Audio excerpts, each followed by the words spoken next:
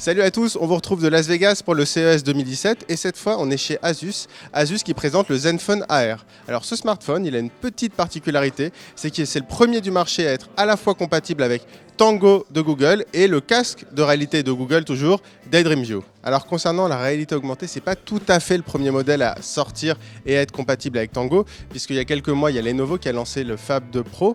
La différence, c'est que celui-ci, c'est clairement un smartphone haut de gamme avec un Snapdragon 821, 8 Go de RAM, c'était inédit jusqu'à maintenant, et un capteur 23 mégapixels. Alors c'est pas non plus le premier à être compatible avec Google Daydream View, le casque de réalité virtuelle. Il y a déjà plusieurs modèles qui sont sortis, par exemple chez Moto. Mais comme je vous disais tout à l'heure, c'est le premier à être compatible avec les deux systèmes, c'est-à-dire qu'il mixe à la fois la réalité augmentée et la réalité virtuelle. Alors évidemment, pour mixer ces deux usages, ils font un très grand écran. Là, c'est un 5,7 pouces, donc c'est vraiment une phablette. On a pu le prendre en main. Alors, autant tuer suspense, malheureusement, on n'a pas pu faire grand-chose avec parce qu'il n'y a pas beaucoup d'applications installées. Mais déjà, lors de la prise en main, on se rend compte qu'il est assez léger, c'est assez étonnant. Et malgré sa grande taille, il n'est pas si difficile à prendre en main.